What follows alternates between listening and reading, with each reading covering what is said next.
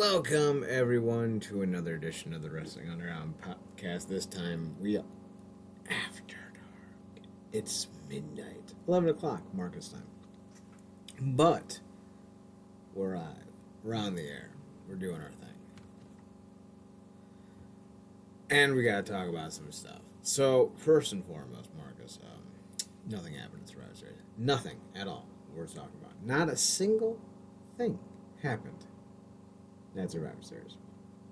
Now, if you know what we're talking about, you know that's a load of crap. Something did happen to Survivor Series. Seth Rollins got really mad about his tiny peepee. I mean, CM Punk showed up, returned to the company. Not his umbrella straw. So Punk showed up, and Rollins' insecurity over his manhood took hold. And he started flipping off Punk, and apparently Drew McIntyre was so angry about this, although I don't know why he would be. He and Punk really never crossed paths before. Apparently was so angry he started slamming doors shut, and it's like, what grown children are you people? Well, maybe it's the upstaging element. That was literally gave him the last piece of the show. Coming directly off the match, obviously the biggest return. He overshadowed the biggest return of the night, which was Orton. And yeah, they kind of just got stuck there looking like some stooges in a cage after a hell of a match.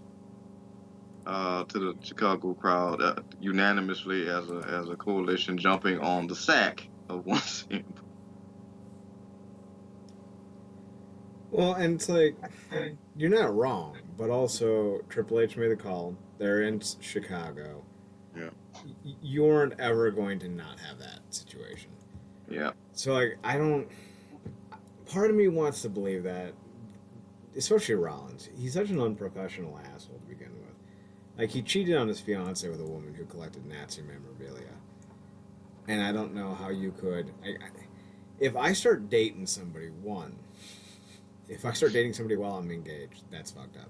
If I start dating somebody while I'm engaged who happens to have a Nazi emblem above her bed, I'm not dating her when I find that, after I find that out, right? Like, there's lines you don't cross, and Rollins crossed a whole fucking bunch. And it's like, and don't hit, well, it was a long time. No. It's never okay to stick your dick in Nazi. Stick your dick in crazy all you want. That's a personal issue. Stick your dick in Nazi, that's a bigger issue than that. So, like, Seth Rollins will never be a good person. You can't unring that bell. It's like finding out someone's a pedophile. There's no redemption arc there. And for me, there's no redemption arc for fucking a Nazi. Especially when you're already engaged to somebody. So, like, his reaction, I truly do believe, was sincere, because he's such a child that he would go into business for himself, knowing full well that Punk will only bring more. Someone already said, like, the website had, like, 70 million hits since Punk's return on Saturday. Like, that's insanity. Clearly, Punk's a draw. You know, rising tides lift all ships. But apparently Seth Rollins, if he can't lift the ships himself, he doesn't want them lifted. It's such a childish move. It's such a and, like, the thing is, like, there are people who genuinely hate CM Punk. But I also think those people generally have their own axes to grind. I think Punk maybe stole their spotlight, made them realize that they weren't the draw they wanted to be or thought they were. Maybe they have philosophical differences because, Punk supports trans kids. Punk supports gay marriage. Punk supports abortion. And I guarantee there are far more of your favorite wrestlers that hate those things that Punk supports, and thereby proxy hates them. I'm not saying someone like AJ Styles and CM Punk probably would have a philosophical difference on a lot of things in life. I'm just saying that if you don't think that that's a realistic possibility, then maybe you're not paying attention. Cue the gay community quotes. Gay community. So, I don't know entirely what the issue is with Punk, but there's so many people who talk like Sonny Kiss. He's like, man, Punk was there for me, gave me advice. I have nothing but good things to say about him. Like there's more people going on the record to support him than there are people going on the record to ding him. So it makes me think that Rollins' reaction was more than likely driven by storyline, but it could also be very realistic because he's an insecure man child. We've seen him have these reactions before, especially like with Will Ospreay online. He doesn't work people; he gets worked. When the working works the worker, brother. As far as Drew goes, I have no idea what the fuck that was about. I even a little. Marcus, were you surprised to see Punk back at WWE? Yeah, I mean, all those rumors been swirling all year about what could potentially happen ever since Fallout AEW, the way he was. I mean, when you talk about here, his potential had on Impact, he's been around. Um, but in according to Triple H, it was a very last minute type of situation, and it honestly kind of came off like that with how tacked on it felt like at the very, very end of the show. And like we were talking about before we came on, that could potentially be the reason why somebody like Rollins went off. That on top of any type of verbal or visual exchange via mannerisms that they had that we didn't see on the show that very much, speak to some of the stuff that Rollins had to say about him previously in interviews. I don't know if he necessarily said that stuff with knowledge that he'd be coming in. I don't think so, because that's not necessarily Rollins' MO. I think a lot of times when you get asked questions about people like Logan Paul or Punk or somebody else that he doesn't necessarily is the highest on, he's gonna say his opinion on it. Why he respects Punk and got a lot of help from him during those Shield days. He doesn't, I think, appreciate a lot of his ways and the ways he's gone about and goes about stuff. So I think it could be a healthy mix of all those things. And to your point, some storyline stuff, because all you have to get this ball rolling. Punk is closer to the end of his career, I would imagine, in the beginning. So you kind of have to strike while this iron is hot, and 70 million hits is blazing. So, but yeah, I would have, you got a promo on Raw saying people are scared and this, that, and the third. And I don't know. It's always interesting. Like, I think Cole called him polarizing. That's certainly a word to describe him. It's funny. He's one of those guys where I don't know what's the percentage of people that's kind of mixed. Feels like one of those guys you either, you rock with or you don't. I think I might be in the mixed thing because I just feel like it's you know, the wrestling community or the IWCs need to prop him up as something that he has to be or that he was a decade ago. And still be the same thing now in the way that it was, because that's what they latched on to, because we know people, you know, are addicted to things that they used to. So I don't know if he can be that now in this version, in this time and stage, particularly even in WWE, that's past of Vince McMahon, which still seems surreal to a point. So I don't know. It's one of those things where I understand the necessariness of his evil, but I'm also not on the bandwagon about it either. Because I feel like a lot of times, even though we say he's changed, a lot of stuff can go with the wind. And sometimes I think, depending on, like I said, how his mood is, it might not be a matter of if, just a matter of when. I primarily rather focus on guys that I know are, hold a lot more of consistency. But again, to your point, I also understand what he does for, like you said, rising tide raises all ships. Understand the movement and the momentum and just the spark that he lights. So, it's all about how they use him, and what they do. Because you got guys like Reigns and now Cody and now him. He, somebody like him, he jumps the line. So it's gonna be interesting seeing exactly how they use him, particularly with the Rumble coming up and whatever. But I think the people getting upset that I guess he came off PG because they wanted him to do what he did in WWE, what he did when he first went to AEW. I'm like, WWE doesn't even do that type of stuff. AEW prides themselves on being like this, hardcore, ooh, they said the thing type of SNL type bit thing where they let people get in the ring for damn near what feels like 25 minutes. This person getting their stuff off, that person getting their stuff off. They rarely do that. They might do that with somebody like a Reigns or somebody like a Cena, but they don't just let anybody do that. And I don't even know if Punk wants to address all that stuff. So, you know, again, I think it's a lot of expectations that a lot of people need him to be and have and do that I don't know if that's where he is now. So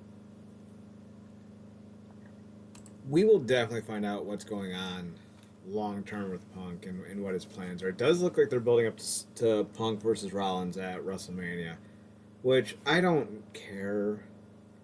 Seth Rollins ruins everything he touches with me. You could have like a youth kind of like the fountain, like you could have the fountain of youth. You could have $1 billion, and if it's coming from Seth Rollins, I'd rather just die poor. I really would.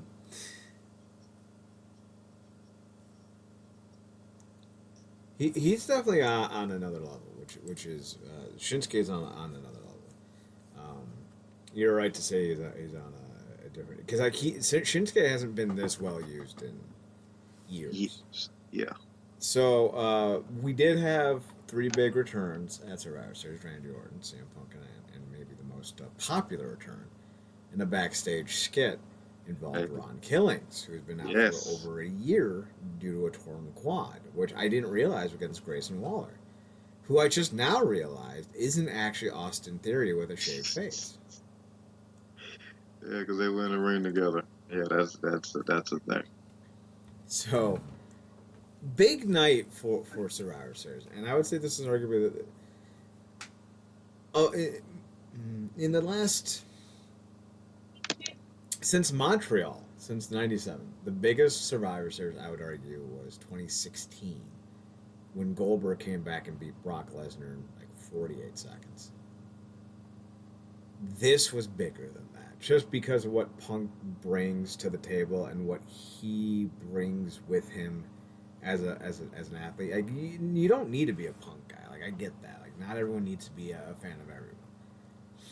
But what he brings is so monumental. It's undeniable. He instantly becomes the company's top draw.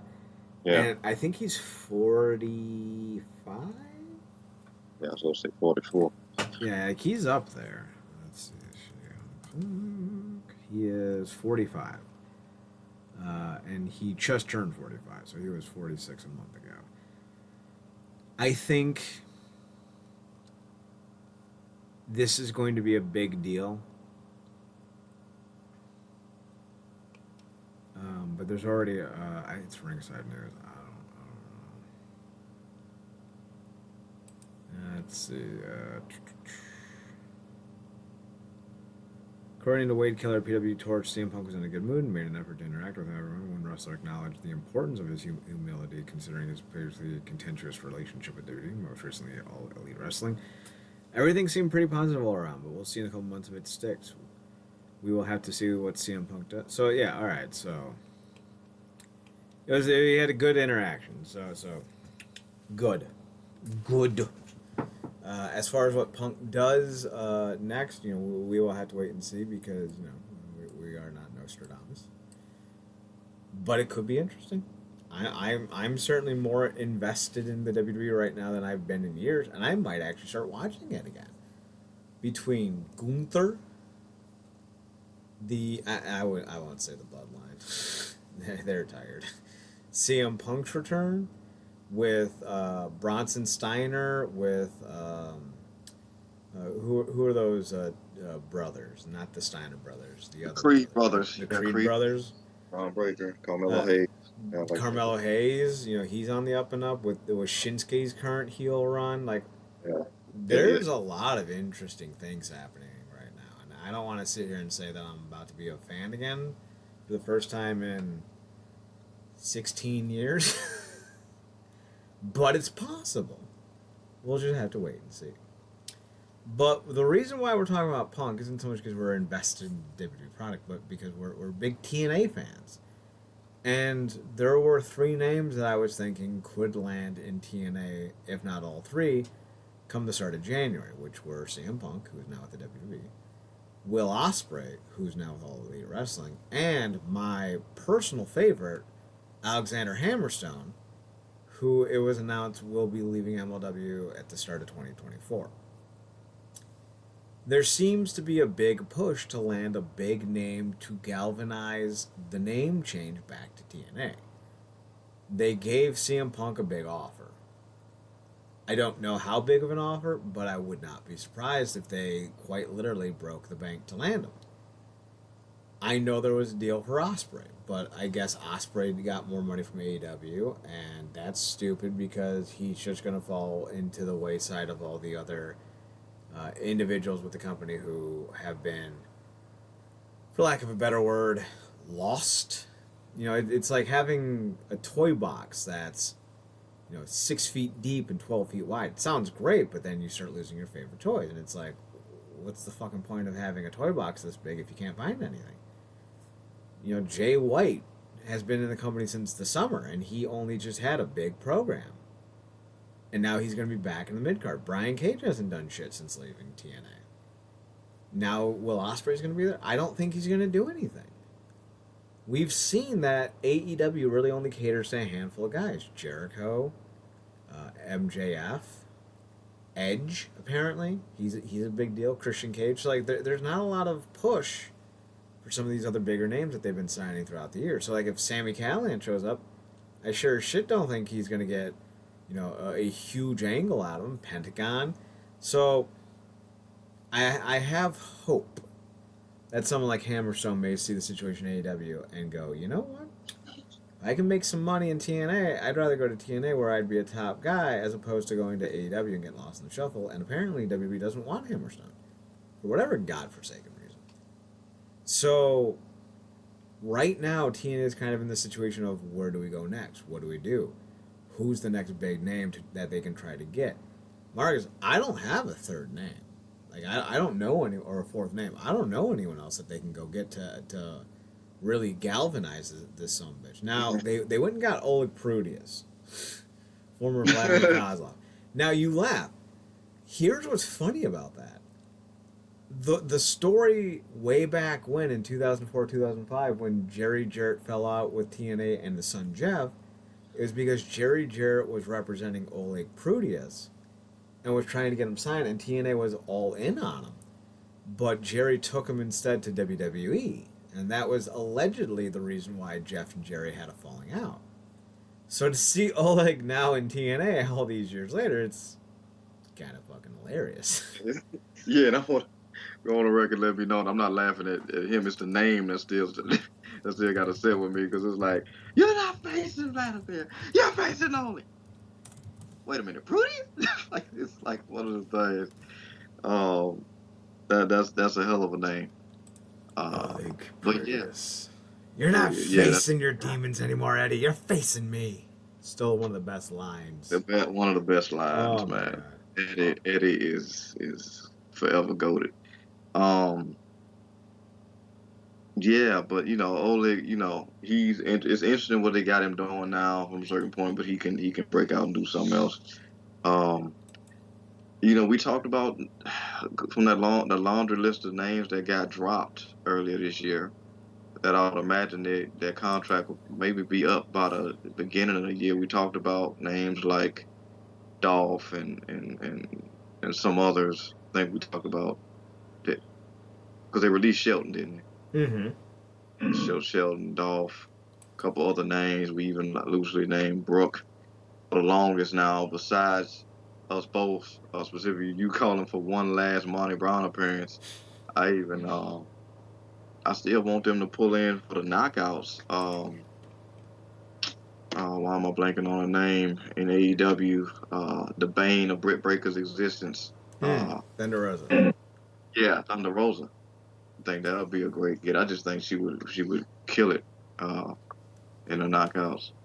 But as far as a dude, like I said, while you were talking, I probably posed you this question in terms of a get between Ospreay and Punk.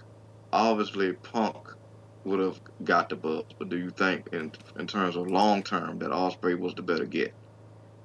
No. If it was any other company, yes, because Ospreay is 30. Even at Punk's best, and listen, I like Punk. This is not a slight against him. Even at his best, Ospreay's a better in-ring worker.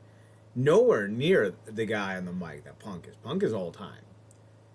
I would put Punk over just about every other talker in the history of wrestling, maybe with the exception of Roddy Piper. I don't think there's a better talker in the history of wrestling than CM Punk.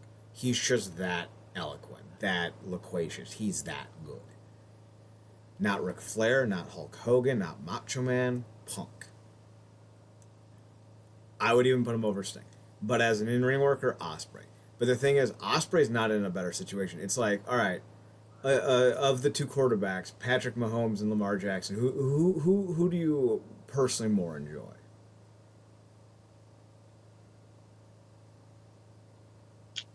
I gotta say, as they call him, my homeboy.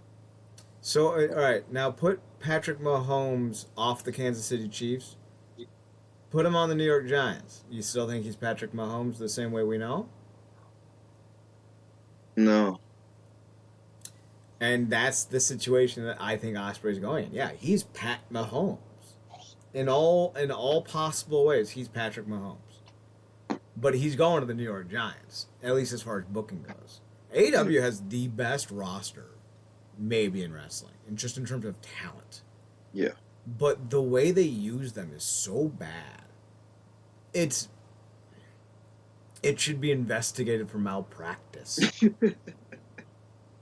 And like TNA, whatever you want to say about TNA, they've built Steve Macklin into someone worth checking out. They built Deanna Purrazzo into someone worth checking out. Jordan Grace built herself, but also TNA built her. They built Josh Alexander. They built Moose. They built Sami Callihan.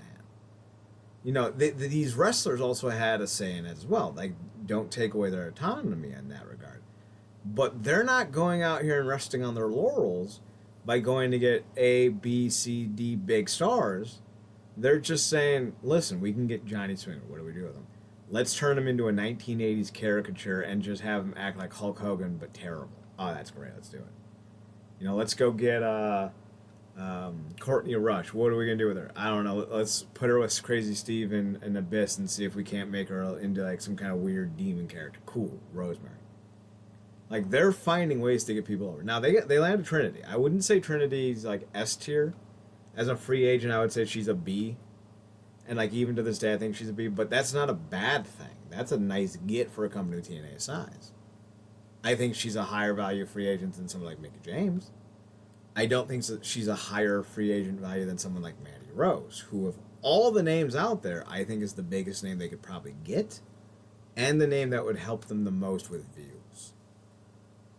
Speaking of women, do you think, because I saw a video where she was like she's looking to get back to wherever she chooses to go in 2024, what about Banks? Oh, I'm sorry, Money. Yeah, that's terrible. Mercedes Moné. Terrible name. If there are rumors that she might return to the WWE. There are like she was in attendance at an AEW show and they showed her. Yeah. I don't think she's going to TNA, but if she did, that would be interesting. Now, Banks to me is my female CM Punk. The way you feel about CM Punk is the way I feel about Sasha Banks. She can definitely help. I don't think she's a great in-ring worker. I think she's good enough.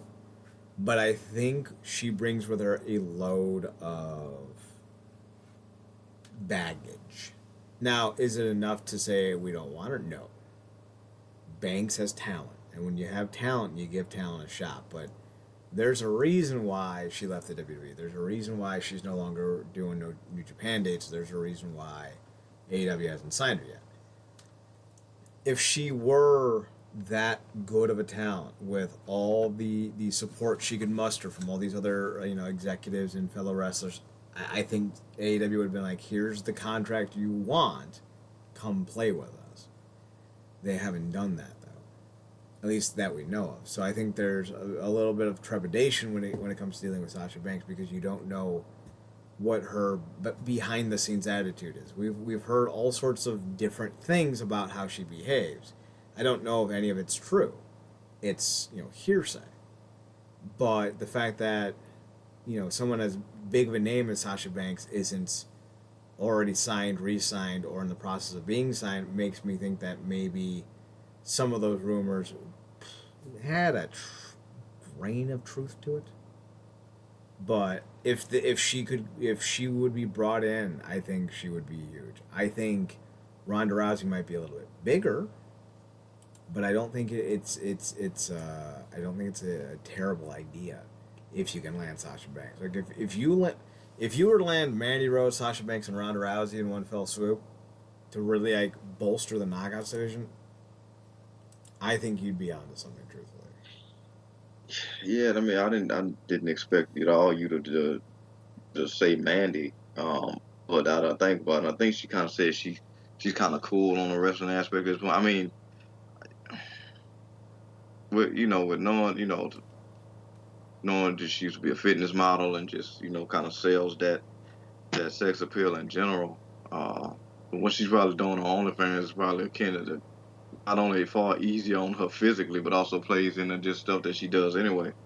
Um, and then if you're making the money or more money than you made wrestling, I mean, just all pros and no cons. It comes off like, but going to Impact, it would lessen that wrestling schedule. It would feel more prominent in terms of how they use her because it's like I said, not as strenuous as WWE, and the roster's tighter, and she hasn't necessarily got to be worried about doing a bunch of fodder necessarily. And if they could get her into, I don't, like I said, it's kind of so up in the air with Banks because I don't even know.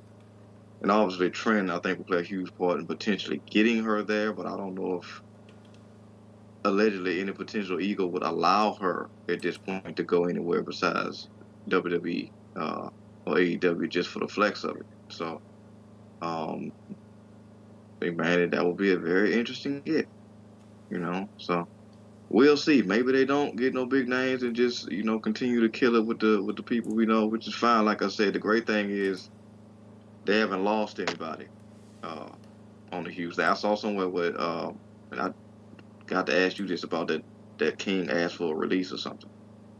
Apparently that wasn't true, but yeah, I mean they pretty much said. I think I'm looking forward to seeing what they do with their production changes, and obviously they getting those fresh titles. But yeah, hopefully they do got some in their back pocket, and like you said, they probably was gonna somebody will probably go put up their child to get punked, but they can put that money towards spreading the three not necessarily like you said S tier because that's a different thing, but maybe some A minus talent that could come in and really do something significant. But yeah, not having Ospreay after those matches he put on, it's like, oh, that could have been what could have been. Because I don't know, did he face Shelley? He didn't face Shelley, did Who, Ospreay? he? Yeah. Yeah, no, I did not. Oh, yeah, that could have been. Yeah, that could have been something. But like you said, we'll continue to watch. So I think of all the names that I would like to see come in, I would like to see Shelton come in with Charlie Haas. Mm. I think that'd be fun. Kenny did get his release from the company, at least from what I can tell. Oh, okay. So I think he is gone. I know you're a big fan of Kenny King. I don't think his departure is a big deal. But of big names leaving the company, Sammy Callahan's, definitely. Oh, yeah, that didn't. He didn't. I thought they might have pulled a PCO with that at last minute or something. Not yet, but it could. It very easily could. We'll have to wait till the next set of Tapings, yeah. That's what do you think? Because I know we got to wait for the tapings to be more accurate, but just from your perspective, and obviously, I'm not that heartbroken over King. It sucks a little bit, but that's it's been kind of up and down a lot of times from his initial run with the company when it's coming to TNA. So I get it. I mean, if they wasn't going to elevate him and he wanted to do more, I get that too. But what do you think that leaves the kid? I think he's gonna be fine. Sheldon Jean has a lot of potential. I do think you need to reshift gears. However, I would like to see the Digital Media Championship start to revolve around guys like Sheldon Jean, maybe even Mahabali Sheriff. They're still gonna go with him for a little bit. Like go with some of the younger guys who don't have some name value, and build it up with them. I think it did a great job to get Joe Henry over. And if you want to give it to Jake something next, that'd be fine too. But I wouldn't mind seeing the belt go in a different direction with the current crop of champions being offered. So I think Sheldon Jean could do really well there. I think pairing him up in a tag team would do well too. Just who? Right now, I don't have any names at the top of my head, but that's something we can figure out as time goes by. Speaking of time goes by, we got some big names popping up on TNA television in the next few weeks. Apparently, they did a taping with AAA. Excuse me. And it looks like we're going to be getting some El Hijo del Vikingo up on here, which is great. Vikingo's a hell of a great talent.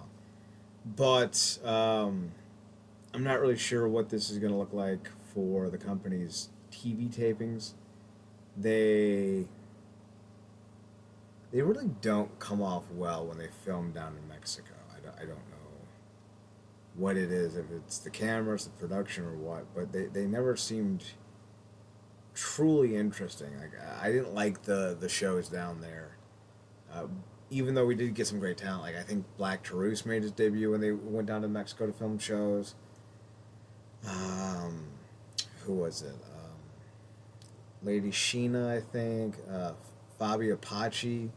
So like they're we've had some names pop up over the years for, when they go down to Mexico, and Vikingo is going to be one of those who's returning to the company. Vikingo, is that a big enough name for you to watch Impact this when these episodes start airing?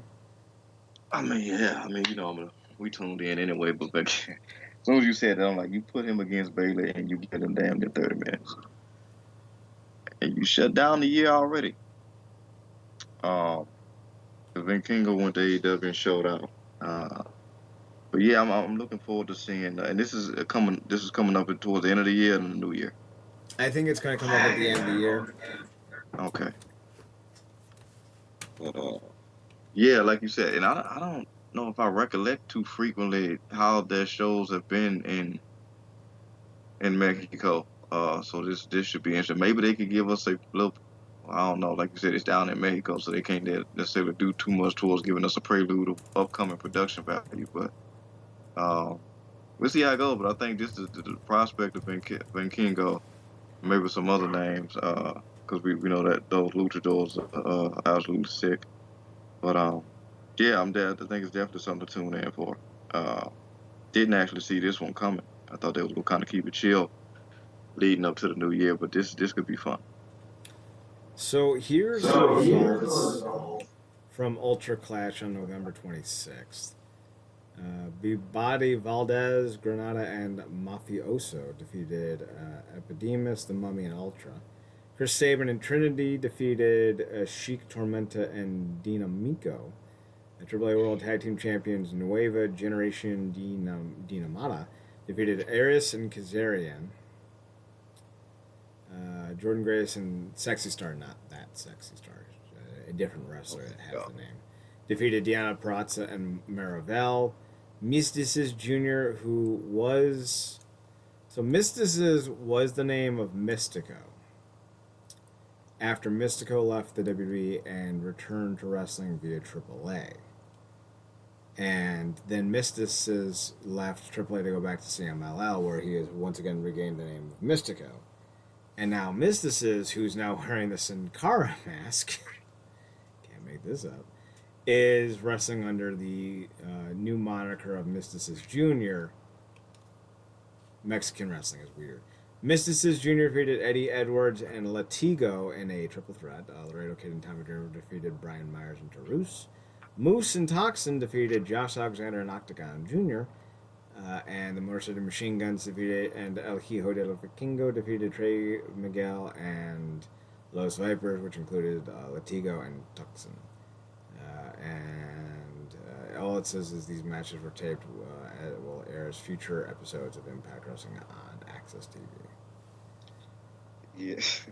The only, the only thing that's ever came off more complicated than when you break down on me like the lucha legacy of it all when it comes to some of these names and or personas that multiple people clearly take on is the Samoan tree heritage breakdown. Because when Which you break it down, like, no, which because when one? you break it down like when you break it down like the mysticies and mystical of it all, I forgot the name of um the particular wrestler lineage of uh, but it's something to do with a shape, triangle, rectangle. Well, there's Pentagon and Octagon. That's it. Breaking those down. um, but yeah, it never get like I instantly turned into that meme of the dude from the Hangover movies with all the math coming at him. Mm. What is this mystical, mystices, mystical? Such and such had the moniker. Then he took it over. Then he's wearing the mask. He has the name, but not wearing the mask. The other guy has the mask, but not having the name. It's like Jesus. Yeah, it can be involved for sure. Speaking of involved, we got to talk about Bryan Danielson's involvement with CM Punk. Apparently, the reason why Punk got 86 from AEW is because the oversight board, which Bryan Danielson was a part of, voted to fire Punk, and Danielson was apparently the last person who got the situation going, if you will. Marcus, finding out that Bryan Danielson fired CM Punk, what's your feeling on that? Just when you hear that out loud. I'm kind of surprised because I didn't know.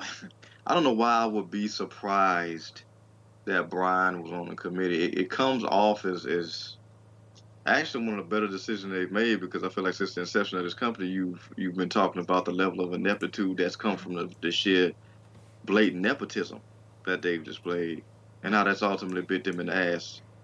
Uh, from inception even till now. So putting somebody as level-headed as Brian on a board that has to weigh out people's characters and where they go about stuff from a behavior perspective almost comes off as very much thought out and involved. However, because it's Brian and because there's so many things like similarities of paths and perceptions, just from a ability standpoint between him and Punk, you would think that he probably made it wanted to stay out of the situation. But to your point, I would imagine that it wasn't easy, and I think he said as much. But I think he probably ended up looking out at the long-term vitality of how things could have gone had he stayed. Was just one of those situations, like I always say, was the juice worth the squeeze if this kept on, and if he couldn't get it together with the Bucks, who are far too prominent from multiple perspectives, and other names that would be prominently featured because of their status on the card. And hell, I mean, even before the big blowout, it seemed like they had came to a situation where one whole show was supposed to be around Punk, and then that still broke down. Like, there's gonna be more trouble than it was worth. So I think that's probably the most level-headed thing, even if he didn't want to do it, that Brian could have made, particularly in a situation where he needs things to be as copacetic as possible because he's closer to retiring than anybody, except Sting right now. So It is fascinating yeah. watching a wrestler. I'm getting some nasty reverting. It's interesting watching a wrestler make the final call, and it kind of makes me go back to when Undertaker was running Wrestler Court, but only a little bit more professional. That being said, I still don't know how you fire your friend. Like I'm not saying Bryan Danielson did the wrong thing. I'm just saying I would have been like, I can't be a part of this decision. Like somebody needs to fill in for me. I don't know if I can be impartial. quick intuitive. If like we said, we played a little bit of verbal tennis about the whole concept around Khan's potential victimization in this whole thing. How much do you think played into Brian's decision just around and a nudge that he could have got from Khan being like, not just the wrestlers. I mean, he put me in harm's way. That sort of deal. I could see Tony having a bit of a influence, only because I don't think Tony's a stand-up guy, more than likely. So, it is what it is. Last news story: Final Resolution is going to be in, I think, 2 weeks. It's the 9th of December. It's going to be taking place at the Dan Koloff Arena, which is where Santino Marella's Battle Arts takes place at. The main event, I believe, will be the Motor City Machine Guns versus Josh Alexander and Zachary Sabre Jr. Tommy Dreamer will defend against Diener in an Impact Digital Media Championship match. Jake Something will take on Jason Hotch. Moose versus Rhino. And Mike Bailey versus Trey Miguel. I would love it. Absolutely adore it if one, Cody Deaner reverted back to a face where he was, that deep white North guy. Excuse me, I couldn't find the mute button in time. I thought he was a great, I don't even know what kind of character you would describe him as. He was like a more rural redneck Canadian. Saying getter, it was his quarantines. It was great. Like he did great stuff, and I think he's really being misused as a heel. I don't think he's a headliner. I think what he is a really good comedy babyface, and that's what he needs to go back to. And if that's what they do, I would love to see him take the belt off of Dreamer. I think he deserves it. I think he's done more than his fair share of grinding to get a decent title run. So I would love to see that happen for him. So I'm hoping it does. Yeah. Just for this like one night only thing, I kind of want them the freelance Sam Shaw back in one night to draw the graphics for Moose and Rhino, but as the animals. That would be great, because as soon as you said that, I'm like, that's a great little concept, because now I'm imagining that happening in the wild. But yeah, that's cool. I'm guessing Rhino's kind of closed things out with Macklin, or maybe not. Also, I got to get caught up, but I mean, it's been great to see this little mini resurgence of Rhino getting back to his more gore days. Not necessarily, like I said, he's not goring people through Titantrons or whatnot, but it's still cool to see, because oftentimes he can kind of sometimes get lost in the shuffle, and Slater's gone, correct? Yes. Yeah, so he doesn't have anything there, so they kind of need to put him in position to where he looks, menacing, because he's always had a good build about him. But to your point, as many times we talked about it, obviously he's not where he was. He's the needs of it all, and how that slows you down, just time in general. But yeah, if they can keep him as aggressive in a way that he's been in times past, while minding his all of his limitations, I think that's a good idea. But Moose. We talked about it. Moose has been on a different level for a number of years now, and obviously we would like to see things grow from a character perspective. But he's always kind of been turned up in the ring, particularly since he's gotten into the shape he has over these last number of years. So that should be a little kaiju match. Should be interesting. I'm looking forward to it. Yeah. So that'll take us to the end of the show. Nothing else has popped up. Marks, anything else that you want to touch on before we head out?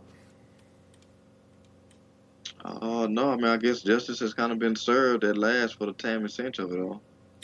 Yeah, she'll be in prison for at least 17 years, so should be a fun time for her. That's what you get for committing manslaughter. So, with all that being said, we're done for the night. We will see you all next week for another edition of the Wrestling Underground podcast. I've been your host, Chad Porto. Marcus Green has been my glorious co-host. You can find Marcus on Twitter at ParadoxKid, ParadoxKid. That's me. You can also find him on his other podcast, The True Penny Show, TruePennyShow. You can check them out. They do a lot of international content conversations. You can find me on Twitter at Chad Nerdcorp, ChadNerdcorp, and on the Instagram at Chad's Photo at ChadSphotOhut. Be sure to follow us on Twitch.tv and YouTube.com. And remember, as always, to watch more wrestling. Thanks for tuning in. Thanks for checking us out. Thanks for giving us a chance. Margus, I did it backwards, but we still got there. Take us home.